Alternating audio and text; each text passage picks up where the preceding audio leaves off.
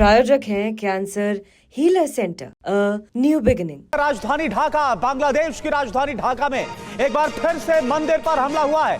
ढाका में मां सरस्वती की 2 मूर्तियां तोड़ दी गई हैं। कट्टरपंथियों ने मंदिर पर हमला किया है, यानी कि हिंदुओं के खिलाफ, और मंदिरों पर हमले रुकने का नाम नहीं ले रहे। और ये देखिए, ये जो ताजा हमला हुआ है उसकी तस्वीर हम आपको दिखा रहे हैं। राजधानी ढाका में एक बार फिर से मंदिर पर हमला हुआ। यहां पर मां सरस्वती की 2 मूर्तियां तोड़ दी गई। कट्टरपंथियों ने मंदिर पर इस हमले को अंजाम दिया।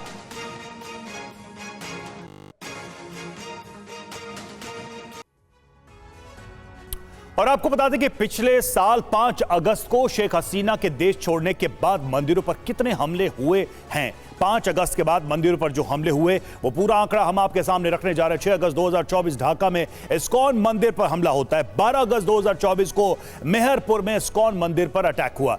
3 अक्टूबर 2024 कोमिला में मां दुर्गा की प्रतिमा पर हमला किया गया। वहीं 11 अक्टूबर 2024 को चटगांव में दुर्गा पूजा मंडप में उपद्रव किया गया। 11 अक्टूबर 2024 को सतखीरा के काली मंदिर से मुकुट चोरी कर ली गई। 12 अक्टूबर 2024 ढाका में दुर्गा पूजा मंडप पर हमला किया गया। वहीं 29 अक्टूबर 2024 को चटगांव के 3 हिंदू मंदिरों पर हमला किया गया। 7 दिसंबर 2024 ढाका के इस्कॉन नमहट्टा सेंटर पर हमला किया गया। तो ये हमले लगातार हो रहे हैं। आज भी जब हम ये पूरा मुद्दा आपके सामने रख रहे हैं, तब भी बांग्लादेश में हमले की खबर आई है। मंदिरों के ऊपर मां सरस्वती की प्रतिमा के ऊपर हमला किया गया है। और आप देखिए, व्हाइट हाउस में प्रधानमंत्री मोदी और डोनाल्ड ट्रंप के बीच हुई बैठक में बांग्लादेश के मुद्दे पर दोनों के बीच बातचीत हुई है। व्हाइट हाउस में टीवी 9 संवाददाता मनीष झा ने राष्ट्रपति डोनाल्ड ट्रंप से बांग्लादेश के मुद्दे पर सीधा सवाल किया। तो ट्रंप ने कहा कि बांग्लादेश के मुद्दे को वो प्रधानमंत्री मोदी के ऊपर छोड़ते हैं। आप देखिए टीवी 9 का सवाल और राष्ट्रपति ट्रंप का क्या जवाब था।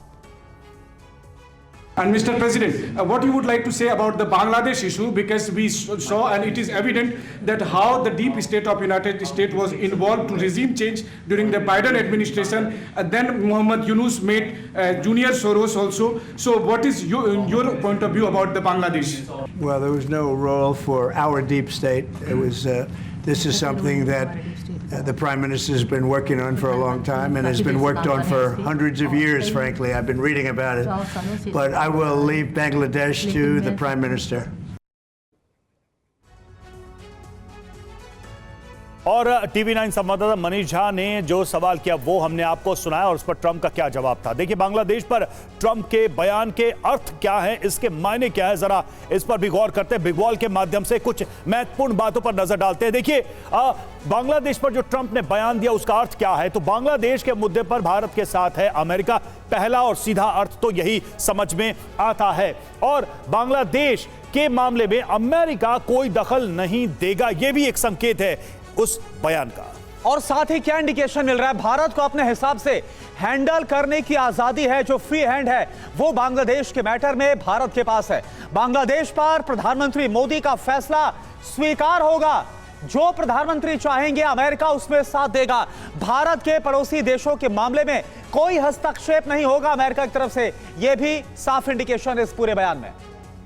तो ये सारी बातें कुल मिलाकर उस प्रश्न के उत्तर में जो बात डोनाल्ड ट्रंप ने कही उससे समझ में आती है। मनीष झा हमारे संवाददाता जिन्होंने इस ज्वाइंट प्रेस कॉन्फ्रेंस में इस प्रश्न को प्रेसिडेंट के सामने रखा था, वो थोड़ी देर में वॉशिंगटन से हमारे साथ जुड़ेंगे। और इस वक्त स्टूडियो में हमारे साथ चर्चा के लिए मेजर जनरल संजय सोई डिफेंस एक्सपर्ट मौजूद हैं, कमांडर राजीव सरदाना हमारे साथ डिफेंस एक्सपर्ट मौजूद हैं, colonel Shailendra Singh defence expert हमारे साथ स्टूडियो में, और ग्रुप कैप्टन डी के पांडे हमारे साथ जुड़े हुए। सोई सर, अब सवाल यही है कि ट्रंप ने जो कहा वो तो कहा, वो पूरी दुनिया ने सुना। अब बात यह है कि भारत के लिए बांग्लादेश का समाधान क्या है, वो रास्ते क्या हो सकते हैं, क्योंकि निश्चित तौर पर भारत की अपनी पार्लियामेंट में से लेकर इंटरनेशनल फोरम तक बांग्लादेश के विषय को लेकर चिंता है। खासकर वहां पर हो रहे हिंदुओं के अत्याचार का मुद्दा अमेरिका तक में भी गर्म रहा है चुनाव के दौरान। नहीं, बिल्कुल रवि, इस समय जो बांग्लादेश की सिचुएशन है, भारत नेचुरली इसके ऊपर हमारा काफ़ी कंसर्न है, काफ़ी चिंता का सबब है।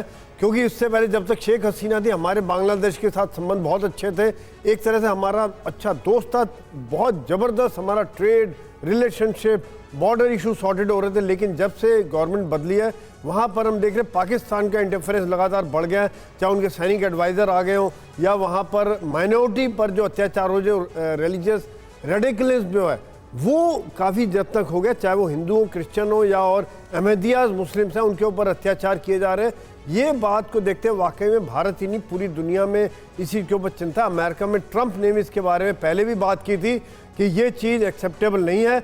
अभी उन्होंने पूरी तरह से भारत के ऊपर छोड़ दिया कि आपने जिस तरह से हैंडल करना है करो, आप इसको आप सॉर्ट आउट करो।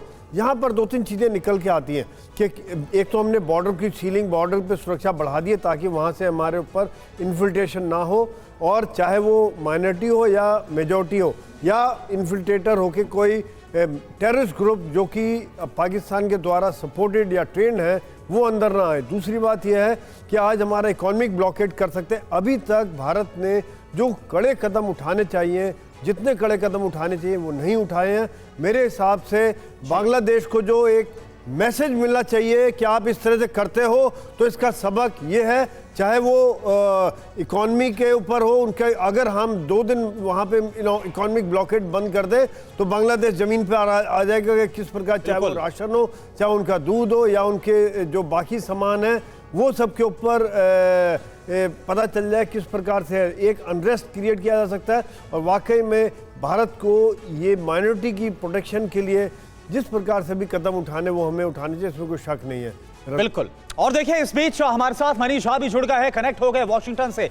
मनीष, मैं सीधा आपका रुख कर रहा हूं, एक बात बताइए, आप देखिए सब कुछ तो छोड़ दिया है, डोनाल्ड ट्रंप ने जो सवाल आपने पूछा था उस पर उन्होंने साफ कहा कि इस पर जो फैसला लिया जाएगा वो प्रधानमंत्री मोदी की तरफ से लिया जाएगा।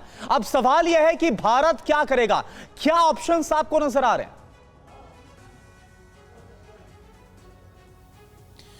देखिए, इसमें कोई दो राय नहीं कि बांग्लादेश के मुद्दे पर जिस तरह से हम सबको मौका मिला, और यानी कि सबसे पहले मैंने प्रेसिडेंट ट्रंप से सवाल किया कि बांग्लादेश में कैसे अमेरिकन डीप स्टेट ने सत्ता परिवर्तन करवाया, और दूसरे उसके तुरंत बाद प्रेसिडेंट ट्रंप के जवाब के तुरंत बाद फिर प्रधानमंत्री मोदी और प्रेसिडेंट ट्रंप के बीच में जब बंद कमरे में बातचीत हुई तो उस समय फिर प्रधानमंत्री मोदी ने भारत की चिंताओं से अवगत कराया बांग्लादेश को लेकर।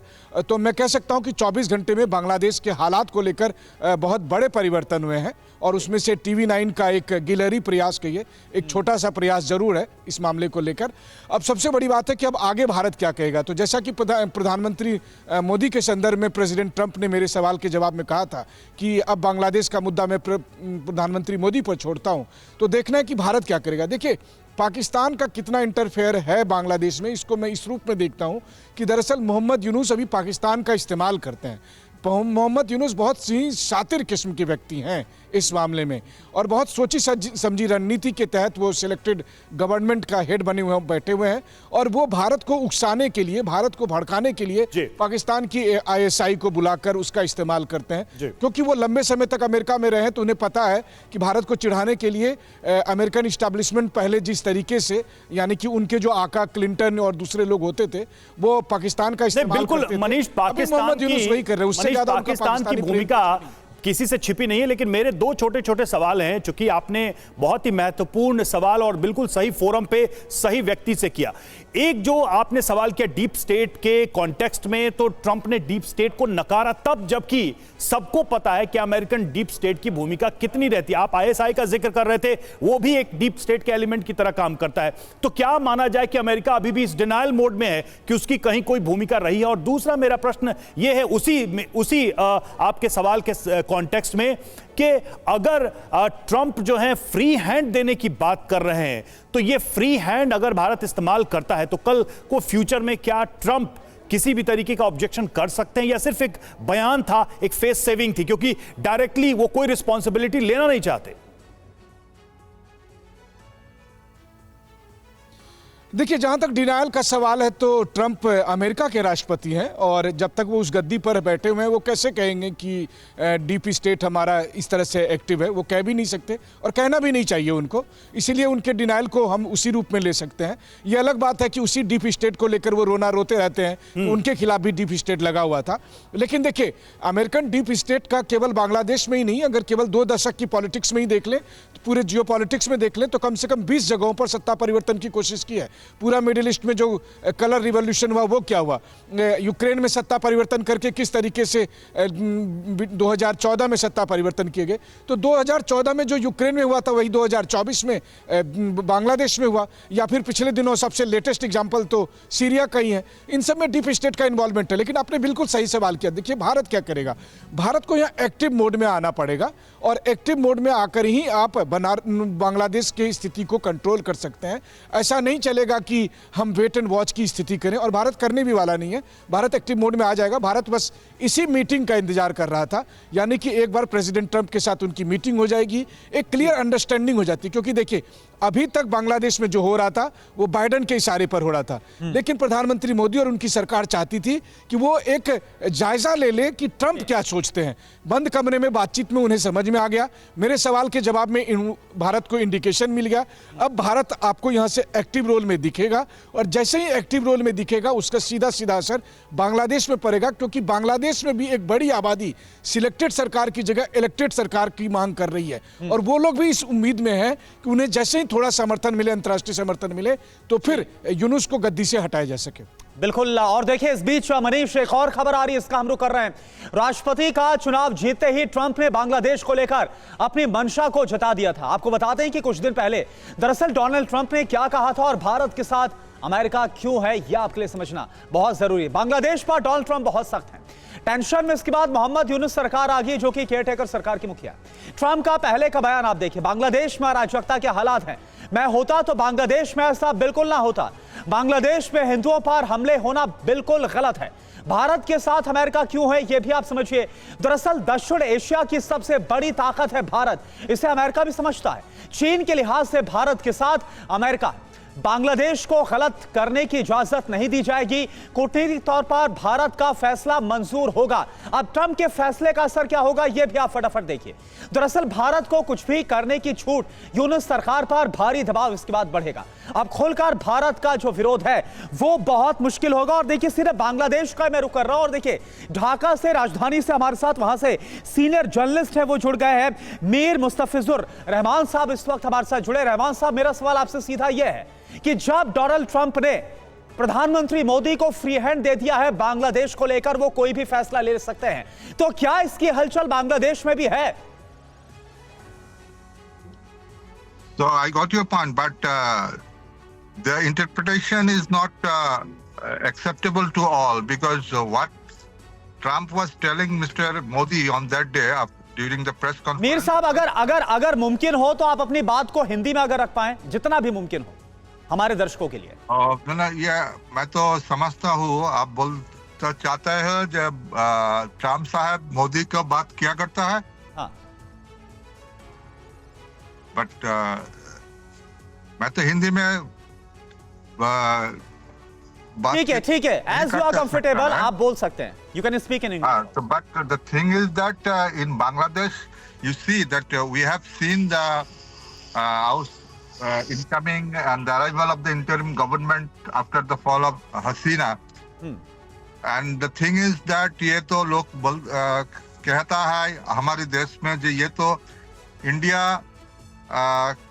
has the responsibility, because in the last two general elections that was not actually neutral elections, but ये perception है हमारे लोग की माझे जो ये तो इंडियन गवर्नमेंट सपोर्ट के बारे में वो हसीना गवर्नमेंट चलता है।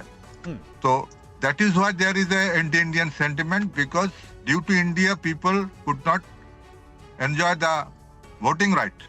And Bangladesh had to see an autocratic government under Sheikh Hasina due to India's backing. So my observation is that Indian central but Mir sir, I have a question. But Mir sir, I have a question. After dethroning of Sheikh Hasina, the condition which has arisen in Bangladesh, and we are seeing how the temples and the Hindu community is being attacked in Bangladesh. What's your perspective? What's your say on this? I understand there was some attack, sporadic attack, because there was no police force in that time. Police was in hiding, and there was an attack that is not completely religious attack, because there is our advisors are telling that धर्मीय attack नहीं है, वो राजनीतिक attack थी, because many Hindus were part of the Awami League politics. That is why they came under attack. But now the thing is quite okay. And you see in our Durga Puja and Saraswati Puja. नहीं तो sir ये भी तो surprising है कि बांग्लादेश की अगर आप कह रहे हैं पॉलिटिकल अटैक, तो बांग्लादेश की पॉलिटिक्स में मंदिरों पर अटैक करना अब कॉमन हो गया है। मंदिर में attack it has become a part of the politics in Bangladesh कि आप टेंपल पे अटैक करिए। No, temple mein, you see how many temple we have in Bangladesh? There are thousands of temple. And how many attacks were there? 2 or 3. That was sporadic and that was bad intention. But now you have to understand the intention of the government. Government is sincere. Thank you. ठीक है Shailendra sir, लेकिन इन सबसे इतर एक reference point में ला रहा हूं। देखिए यूएस की तरफ से ये कहा गया, डोनाल्ड ट्रंप की तरफ से, कि नरेंद्र मोदी इस मैटर को देख लेंगे और हम भी ये देख रहे हैं कि भारत अब इस पे एक्शन पे आ सकता है। लेकिन जब शेख हसीना को हटाया गया तो एक लेटर सर्कुलेट हुआ था और उसमें शेख हसीना ने यूएस के इन्वॉल्वमेंट को आइडेंटिफाई करते हुए उनके हवाले से, मतलब उस लेटर के हवाले से ये कहा गया कि सेंट मार्टिन अगर और बे ऑफ बंगाल में हम अमेरिका की एंट्री करा देते तो शायद मैं गद्दी पे होती। ये सेंट मार्टिन का मुद्दा, जिस आइलैंड का मुद्दा उन्होंने उठाया, उसको बहुत बड़े पर्सपेक्टिव में देखा गया। तो ऐसे में ये कैसे समझा जाए कि अमेरिकन इंटरेस्ट जो है वो भारत के अब उठाए जाने वाले कदम के आड़े नहीं आएगा, और शेख हसीना को लेकर अमेरिका की तरफ से अभी तक कोई स्पष्टता या कोई क्लैरिटी नहीं दी गई कि भाई एक इलेक्टेड गवर्नमेंट को उखाड़ के फेंक दिया गया। जय हिंद, नमस्कार। देखिए मैं बड़ी 10 सेकंड में बताऊंगा एक बड़ी छोटी सी बात। मनीष ने कहा कि एक हमारा हम्बल अटेम्प्ट था, छोटा सा अटेम्प्ट था। मनीष, पत्रकारिता का ये बिफिटिंग एग्जाम्पल है कि टीवी 9 का रिप्रेजेंटेटिव प्रेसिडेंट ट्रंप को डीप स्टेट के ऊपर बात करता है। क्या उसे नहीं पता, दुनिया को नहीं पता कि बांग्लादेश में जो कुछ हुआ उसका स्टार्ट पॉइंट क्या था? सेंट मार्टिन था।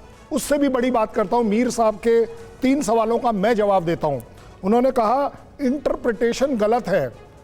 किसी भी एक मंदिर पर अगर अटैक होता है तो इंटरप्रिटेशन गलत है। जस्टिफाई करेंगे आप हजारों में, क्यों उस पर हुआ, क्यों वो चर्च पर नहीं हुआ, क्यों? मैं ये नहीं कह रहा हूं कि होना चाहिए। अगर कहीं पर भी कोई अटैक होता है गलत है, ये आपको एक्सेप्ट करना चाहिए। और अगर आप बोलते हैं कि 2 इलेक्शंस में इंडिया का रोल था, तो इंडिया तो आपको 1971 में अपने साथ मिला सकता था, हमने नहीं मिलाया। इंडिया का रोल वहां सिर्फ एक है।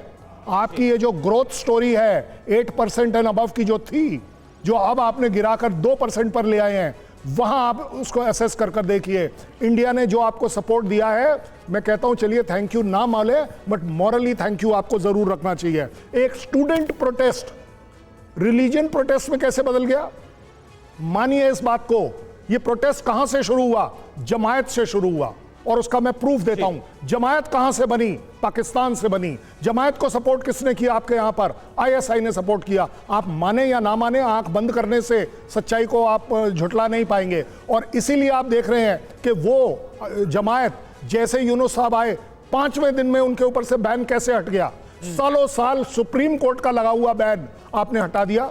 सालों साल जो स्टूडेंट प्रोटेस्ट हो रहा था, उसको आपने सडनली एक नया रंग दे दिया, और आप ब्लेम करेंगे इंडिया को। India is the sufferer. आपके यहां इतना कंट्रीब्यूशन देने के बाद एग्जैक्टली सर, और शैलेंद्र सर, यही वो हालात हैं जो आज बांग्लादेश के अंदर है, और ऐसा लग रहा है कि अब मोहम्मद यूनुस चाहकर भी इस हालात पर काबू नहीं पा सकते। ये हालात बन चुके हैं। इस पर और बात करेंगे अपने खास मेहमानों से, लेकिन आप देखिए यूनुस के हाथ में बागडोर बदल गया कैसे बांग्लादेश, यह आपके लिए समझना बहुत जरूरी है। दरअसल भारत के एहसानों को भूल गई यूनुस सरकार। हिंदुओं और अल्पसंख्यकों पर जुल्म वहां पर बढ़ गए हैं। हिंदुओं और मंदिरों पर अलग अलग शहरों में हमले बढ़े, तो हिंदुओं पर कैसे हमले बढ़े? जो वहां पर अल्पसंख्यक है उन पर हमला बढ़ा। हिंदुओं और मंदिरों पर अलग अलग शहरों में हमले बढ़े। ताजा मामला जो हमने आपको ढाका का बताया, जहां पर मां सरस्वती की मूर्ति को तोड़ा गया। धर्मगुरु चिन्मय दास समेत कई हिंदू नेता गिरफ्तार कर लिए गए, उनके लीगल राइट छीन लिए गए।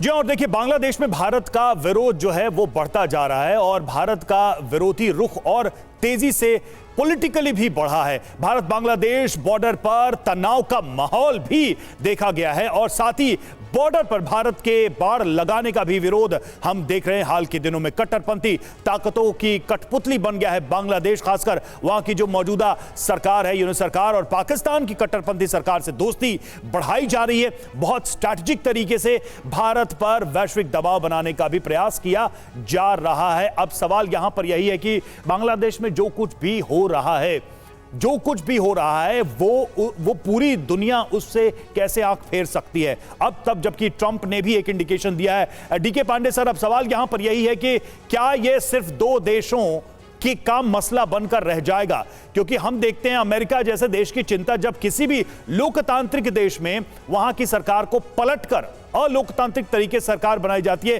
तो पहला विरोध का हाथ अमेरिका उठाता है। यहां पर चुप्पी है। तो क्या अब लोकतंत्र की स्थापना बांग्लादेश में भारत ही अपनी जिम्मेदारी के साथ कराएगा या कोई ग्लोबल इंटरवेंशन भी यहां पर हो सकता है? कोई एक्सपेक्टेशन हम रख सकते हैं क्या? देखिए, बहुत ही महत्वपूर्ण है कि इस क्षेत्र में जो जियोपॉलिटिकल इक्वेशन है वो किस प्रकार से हैंडल की गई। यहाँ चाइना ने प्रयास किया कि अपना प्रभुत्व बना सके, साथ में चाइना के आगे बढ़ते हुए कदम को देखकर अमेरिका आया और अमेरिका ने भी सेंट मार्टिन आइलैंड का, जिसका कि अभी हम लोगों ने जिक्र किया। अब बात हो रही है कि जो ट्रंप ने बोला है कि भारत को खुली छूट है कि वो क्या है उचित है वो करे। ट्रंप को पता है, ट्रंप को ही पूरी दुनिया को पता है कि हम वसुधैव कुटुंबकम पर विश्वास करते हैं। साथ में हमारी जो डीएनए में है सम, दाम, दंड, भेद, मतलब सम समानता का अधिकार दे रहे हैं, उनको हम बराबर हेल्प कर रहे हैं। 71 में उनके साथ खड़े हुए, उनको हमने पनपने का अवसर दिया, उनको हम इलेक्ट्रिसिटी दे रहे हैं। अगर आप इलेक्ट्रिसिटी आज बंद कर दिए, बांग्लादेश एकदम शांत हो जाएगा, कहीं कुछ वहाँ पर अंधेरा छा जाएगा। तो हमने उनको समानता का जो है व्यवहार रखा। अब अगर वो नहीं होता है तो नेक्स्ट होता है कि आप साम दाम, अब हम उनको और सपोर्ट, इकोनॉमिकली सपोर्ट करें। तीसरा बनता दंड। अब दंड की स्थिति पे पहुंचेंगे तो निश्चित रूप से सैन्य कार्रवाई करनी पड़ेगी और वो करना पड़ेगा जो अभी हमने देखा कि बॉर्डर पर हुआ। अभी एक और इसमें एक छोटी सी जो है आशा की किरण झलकती नजर आ रही है कि 17 से 20 फरवरी के बीच में डीजी लेवल के पर बॉर्डर बीजीबी और बीएसएफ दोनों के बीच में डीजी लेवल पर ये एक शांति वार्ता होने जा रही है, जिसमें कि वो फेंसिंग के मुद्दे और आपस में जो अटैक हुए, जो बीएसएफ पे अटैक किया गया, सिविलियंस पे अटैक किया गया, उसको कैसे शांति स्थापित की जाए उसकी तरफ ही बढ़ता कदम है। लेकिन उसके बाद फिर चौथा आता है कि भेद। अगर बांग्लादेश तब भी नहीं सुधरता है तो भारत को वो करना पड़ेगा जो नहीं करना चाहता। बिल्कुल। और डीके पांडे सर, इस पर थोड़ी और बिल्कुल सर, और इस पर क्यों और बात कर लेते हैं। मनीष भाभी हमारे साथ वॉशिंगटन से। मनीष, देखिए जो हुआ वो हुआ। जो बाइडेन के एडमिनिस्ट्रेशन के दौरान जिस तरह से शेख हसीना को वहां से गद्दी से हटा दिया गया और उसमें लगातार सवाल उठा अमेरिका के डीप स्टेट इन्वॉल्वमेंट का। लेकिन अब अगर डोनाल्ड ट्रंप ये बोल रहे हैं कि फ्री हैंड रहेगा भारत के पास, क्या इसको हम इस तरह से भी देख सकते हैं कि जो हालात वहां पर पनप रहे हैं, जो हालात वहां पर बन गए हैं, वो कहीं ना कहीं अमेरिका के बस में भी नहीं है, इसलिए अमेरिका भी चाहता है कि भारत अब एक्टिवली इसमें इन्वॉल्व हो? देखिए, सबसे बड़ी बात है कि अमेरिका से बांग्लादेश की दूरी बहुत है, कहां से क्या कर पाएंगे वो। हाँ। पहली बात। हाँ। दूसरी बात है कि भारत अमेरिका का क्लोजेस्ट अलाय में से एक है और बांग्लादेश के मुद्दे पर अगर भारत और अमेरिका के बीच में संबंध खराब होते हैं तो बांग्लादेश को, अमेरिका को हासिल क्या होगा। इसीलिए कम से कम मौजूदा जो सरकार है, प्रेसिडेंट ट्रंप की जो सरकार है, इसने तय किया है कि बांग्लादेश को लेकर भारत के साथ चलना है। तो यानी कि इसीलिए उन्होंने कहा कि मैं प्रधानमंत्री मोदी पर ये छोड़ता हूं और अब प्रधानमंत्री मोदी या भारत के पास फ्री हैंड है।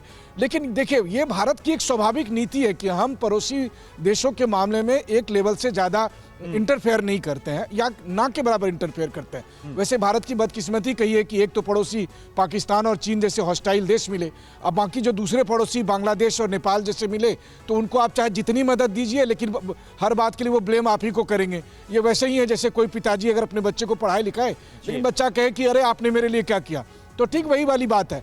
बांग्लादेश में हम केवल हिंदू लोगों के साथ नहीं थे।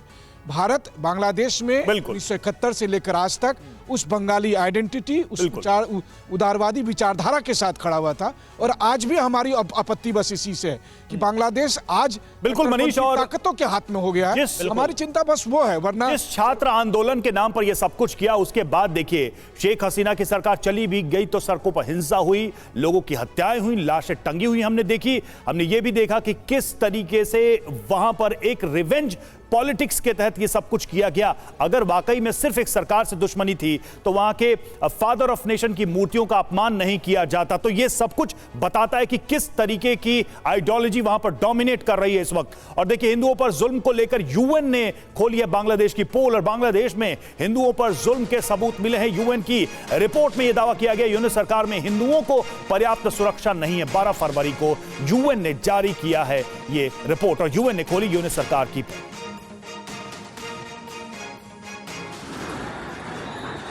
तो देखिए रिपोर्ट में क्या क्या है, जरा इस पर भी गौर कर लेते हैं। देखिए, बांग्लादेश में अल्पसंख्यकों पर हो रहे हमले और मंदिरों और हिंदुओं पर हमले के सबूत मिले हैं। ये यूएन की तरफ से क्या गया है। शेख हसीना के देश छोड़ने से पहले ही हमले शुरू कर दिए गए। विरोध प्रदर्शनों के दौरान हिंदू समुदाय पर हमला किया गया। बांग्लादेश में हिंदुओं पर 2000 से अधिक हमले किए गए, और यूनिट सरकार में हिंदुओं को पर्याप्त सुरक्षा नहीं है, यह भी कहा है। सरदाना सर, बात यह है कि नॉर्मलसी का मतलब क्या होगा बांग्लादेश में?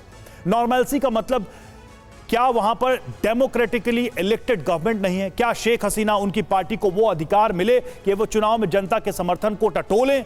क्या नॉर्मलसी का मतलब ये नहीं होगा कि आर्मी भी अपनी भूमिका निभाए?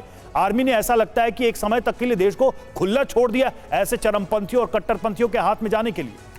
देखिए, सबसे पहले मैं आपको TV9 भारतवर्ष की जो टीम है उसको मुबारकबाद देना चाहता हूं कि आपने भारत की तरफ से एक इतना जरूरी और इम्पोर्टेंट मुद्दा इंटरनेशनल फोरम में रेज किया, और ये बात कहीं ना कहीं सभी हिंदुस्तानियों के दिमाग में खटक रही थी। जो इतने हज़ारों हमले हो रहे हैं हिंदुओं पे, लेकिन आज की डेट में जो शेख हसीना वहाँ से वापस भागकर इंडिया में आई, जिन्होंने पनाह ली, लेकिन ये सब दर्शाता है कि वहाँ पर अभी भी एक तनाव का माहौल है, और डेमोक्रेसी लाने के लिए वहाँ पर शेख हसीना की जो मेजॉरिटी गवर्नमेंट थी उसको वापस इलेक्शन लड़ने का मौका दिया जाना चाहिए। उसके बिना ये एक पपेट गवर्नमेंट ही रह जाएगी जो पाकिस्तान के कंट्रोल में जैसे जो उनसे ले रही है। ये असंभव है कि एक सिर्फ स्टूडेंट जो तनाव था और स्टूडेंट मूवमेंट से एक सत्ता पलट हो गई। तो मेरा कहना यह है कि अगर नॉर्मलसी लानी है तो वहाँ पर डेमोक्रेटिकली दोबारा इलेक्शन जल्द से जल्द किए जाने चाहिए, और जिसमें सभी पुरानी और नई पार्टियां जो हैं उन्हें इलेक्शन में भाग लेने का मौका मिलना चाहिए। जी बिल्कुल। और इस बीच एक और बड़ी खबर का हम रुख कर रहे हैं बांग्लादेश को लेकर। बांग्लादेश में ऑपरेशन डेविल हंट जारी है। ऑपरेशन डेविल हंट में कल 509 लोगों को गिरफ्तार किया गया। विरोध प्रदर्शन में शामिल लोगों की गिरफ्तारी हो रही है। पूरे बांग्लादेश में चल रहा है डेविल हंट ऑपरेशन। तो आप देखें, जो कोई भी मोहम्मद यूनुस के खिलाफ आवाज भी उठा रहा है, उसके खिलाफ कैसे उस आवाज को दबाया जा रहा है, दबाया जा रहा है। ऑपरेशन डेविल हंट के जरिए समझा जा सकता है। संजय सोई सर, उम्मीद तो ये की जा रही थी कि मोहम्मद यूनुस सरकार कुछ करेगी, लेकिन हो नहीं रहा है। बिल्कुल उलट इसके है वहां पर मामला। ऑपरेशन डेविल हंट जिसका हम जिक्र कर रहे हैं, हो यह रहा है कि जो मोहम्मद यूनुस सरकार के खिलाफ, जो कट्टरपंथियों के खिलाफ आवाज उठाता है, बुलंद करता है, उसको गिरफ्तार करके जेल में डाल देते हैं। नहीं, बिल्कुल करना। मोहम्मद यूनुस, जैसे मनीष ने बोला, बहुत ही शातिर है, और मैं हैरान हूं कि इसको यूएन पीस प्राइज कैसे मिला 2007 में। जिस प्रकार से इसकी विचारधारा, चाहे ह्यूमन राइट्स हो, चाहे पत्रकारिता की आज़ादी हो, चाहे माइनॉरिटी के ऊपर अत्याचार हो, हर तरह का जो काम नहीं होना चाहिए, जिस चीज़ के लिए बांग्लादेश है, वहाँ पर जो कल्चर है, वहाँ पर एक अच्छा शांत माहौल वाला कल्चर है, पढ़ाई लिखाई वाली कल्चर, वहाँ पर इस तरह की कार्रवाई, क्योंकि ये बांग्लादेश का जिसको कहना चाहिए कि पतन होता जा रहा है, जहाँ पर धार्मिक कट्टरता के लिए आगे बढ़ते जा रहे हैं। यहाँ पर मैं ये भी कहना चाहूँगा कि आज ट्रंप, अमेरिका और भारत दोनों ही जिसको कहना चाहिए कि आतंकवाद के खिलाफ खड़े हुए हैं, धार्मिक कट्टरता के खिलाफ खड़े हुए हैं। इसका एक एग्जांपल और मैं दे दूं कि अमेरिका ने यूएस एड भी बंद की हुई है बांग्लादेश के खिलाफ, और इस समय में भारत बिल्कुल। लेकिन जो इन सारी बातों को दरकिनार करके इस वक्त मोहम्मद यूनुस की सरकार अलग ही धारा पे चल रही है। बांग्लादेश का स्थिर होना, वहां शांति होना, वहां लोकतांत्रिक व्यवस्था होना, सामाजिक समरसता होना, यह सिर्फ न भारत के लिए अच्छा है बल्कि यह खुद बांग्लादेश जैसे देश के लिए अच्छा है कि वो पटरी पर वापस लौटे, क्योंकि वो विकास की पटरी छोड़ चुका है। अब सवाल यह कि बांग्लादेश की जनता, वहां की आवाम इस सच्चाई को कब तक समझेगी और कब वो वापस लोकतंत्र के लिए सड़कों पर उतरेगी और वहां की जो मौजूदा अराजक सरकार है उसके खिलाफ आवाज बुलंद करेगी। आप सबका बहुत बहुत शुक्रिया हमसे जुड़ने के लिए, इस चर्चा में हिस्सा लेने के लिए।